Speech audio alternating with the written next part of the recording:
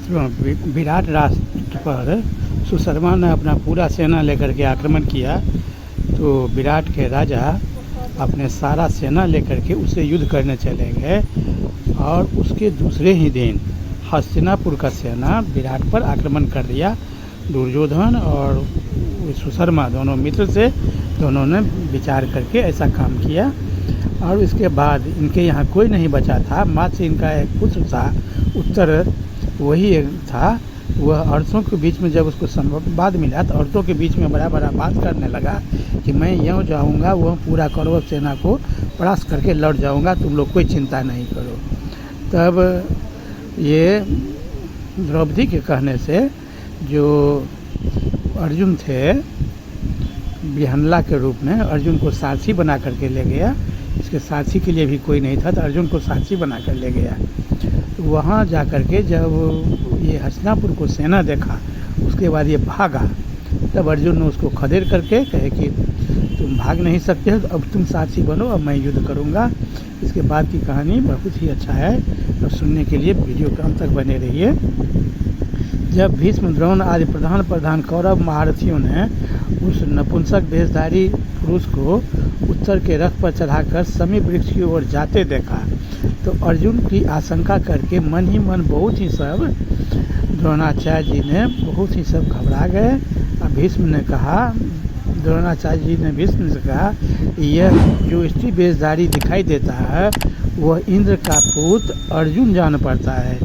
यह अवश्य हमें युद्ध में जीत गौन ले जाएगा। इस सेना ने मुझे तो इसका सामना करने वाला कोई नहीं दिखाई दे रहा है। सुनते हैं कि हिमालय पर तपस्या करते समय अर्जुन ने किरात वेशधारी भगवान शंकर को भी युद्ध करके प्रसन्न कर लिया था। कर्ण बोला, आचार्य आप सदा ही अर्जुन के गुण गाकर हमारी निंदा करते रहते हैं, किंतु वह मेरे और दुर्योधन के तो 16वें अंश के बराबर भी नहीं है। दुर्योधन ने कहा, यदि वह अर्जुन है तो पांडवों को फिर 12 वर्ष तक वन में विचरना होगा। अर्जुन रथ को शमी वृक्ष के पास ले गए। जब वह विराट का पुत्र उत्तर भागा तो अर्जुन खदेड़ करके उसको पकड़ करके कहे कि अब मैं युद्ध करूंगा, तुम सारथी का काम करो, मैं भाग नहीं सकता हूँ, युद्ध छोड़ करके पीठ नहीं दिखा सकता हूँ। अब तुम सारथी का काम करो, बैठो रथ पर, मैं अब युद्ध तुम्हारे बदला मैं करूँगा। उसको कहे कि शमी वृक्ष के पास चलो। शमी वृक्ष के पास जा कर के उसको कहे कि शमी वृक्ष पर एक पोटली है, उसको उतार कर ले आओ। तो वह जब उतार करके लाया तो देख करके वह आश्चर्यचकित हो गया। अर्जुन रथ को शमी वृक्ष के पास ले गए और उत्तर से बोला, राजकुमार तुम शीघ्र ही इस वृक्ष पर से धनुष उतारो। तो राजकुमार उत्तर रथ से उतर पड़ा और उसे विवश होकर उस वृक्ष पर चढ़ना पड़ा। उन्हें झटपट उतार लाओ, देरी मत करो, इसके ऊपर जो वस्त्रादि लिपटे हुए हैं उन्हें खोल दो। तो वह खोला, उन पर लिपटे हुए पत्तों को हटाकर उन्हें अर्जुन के आगे रखा और वो सूर्य के समान तेजस्वी धनुष को खोलते ही सब ओर उनकी दिव्य कांति फैल गई। तब उत्तर ने हाथ से छूकर पूछा कि ये किसके हैं? अर्जुन ने कहा, अर्जुन का सुप्रसिद्ध गांडीव धनुष है, यह अर्जुन का गांडीव है तो तीनों लोकों में इसकी सुप्रसिद्धि है। अर्जुन ने इसी के द्वारा संग्राम में देवता और मनुष्यों को परास्त किया था। दूसरा वह भीमसेन का है, भीमसेन इसी से सारी पूर्व दिशा जीती थी। तीसरा जो धनुष है वह महाराज युधिष्ठिर का है। चौथा धनुष जो है वह नकुल का है। यह पांचवा जो धनुष है वह माद्री नंदन सहदेव का धनुष है। अर्जुन सभी अस्त्रों का विवरण दिया उत्तर को।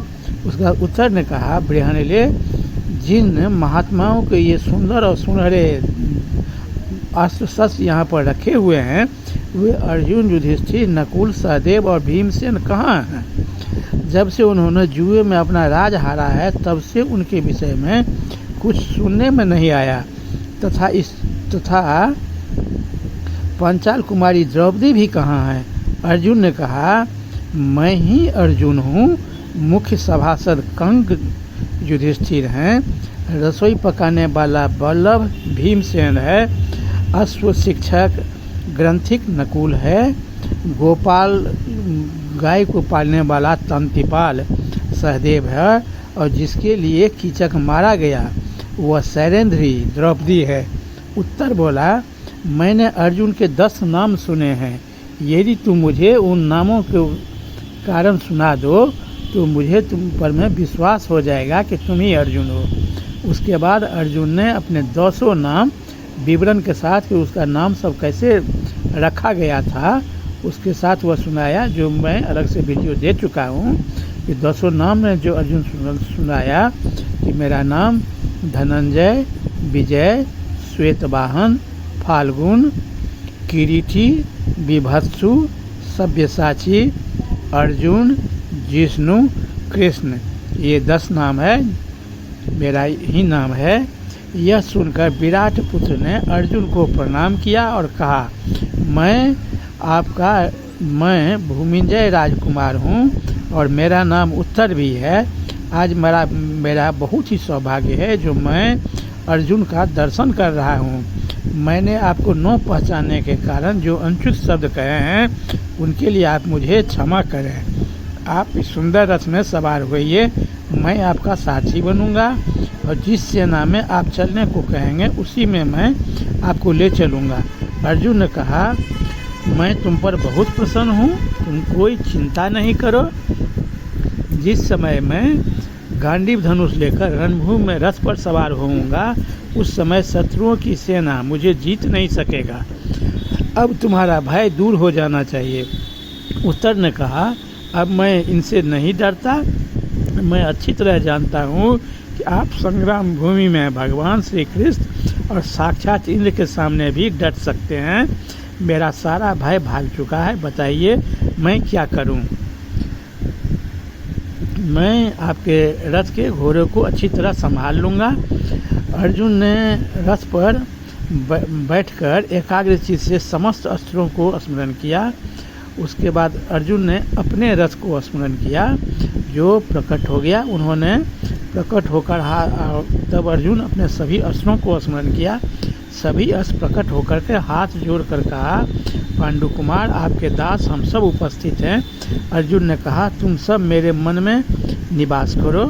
अर्जुन का गांडीव धनुष पर डोरी चढ़ाकर टंकार की। द्रोणाचार्य जब पांडव सेना अर्जुन के धनुष का टंकार सुना तो सभी लोग पहचान गए कि ये अर्जुन है।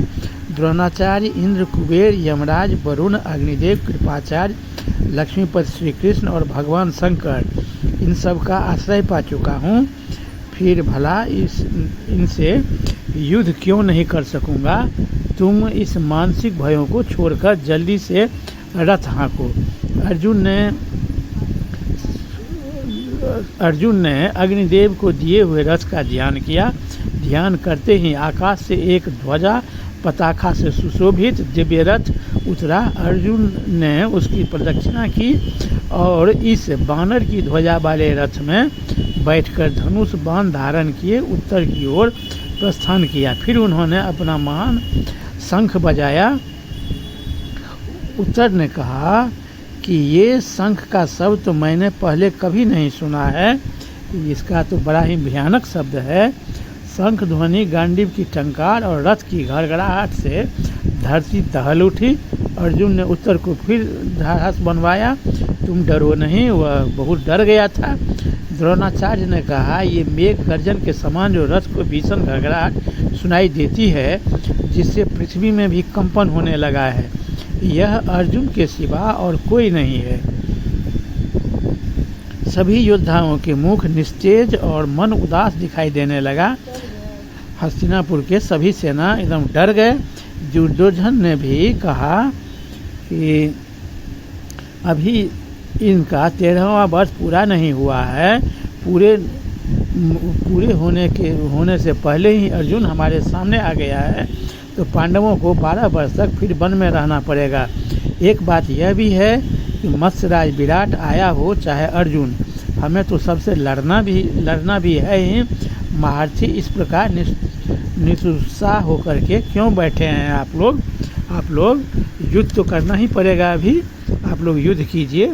हम लोग अर्जुन से लोहा लेने में समर्थ नहीं हैं। देखो इसमें कृपाचार्य ने कहे कि अर्जुन से हम लोग नहीं युद्ध कर सकते हैं। इनके अकेले ही चित्रसेन गंधर्व के सेवकों से युद्ध करते समय कौरवों से तुम्हारी रक्षा की थी। अकेले ही अग्निदेव को तृप्त किया था। जब किरात वेश में भगवान शंकर उसके सामने आए तो उनसे भी इसने अकेले ही युद्ध किया था। काल के दानवों को तो देवता भी नहीं दबा सके थे, उन्हें भी इसने युद्ध में अकेले ही मारा था। अर्जुन ने तो अकेले ही अनेकों राजाओं को अपने अधीन कर लिया था। तुमने भी अकेला रहकर कभी कोई ऐसा करतूत करके दिखाया है? अर्जुन के साथ युद्ध करने की सामर्थ्य तो इंद्र में भी नहीं है। इसे मालूम होता है कि तुम्हारा मस्तिष्क ठिकाने नहीं है। ये शब्द कृपाचार्य दुर्योधन को कहने लगे। उसके बाद सब मिलकर अर्जुन का सामना करने लगे और अर्जुन अकेले ही सबसे युद्ध करने लगे। और आगे की युद्ध कैसे किया हुआ यह पुनः उसके लिए वीडियो की अगली कड़ी का प्रतीक्षा करें। तब तक बहुत बहुत धन्यवाद।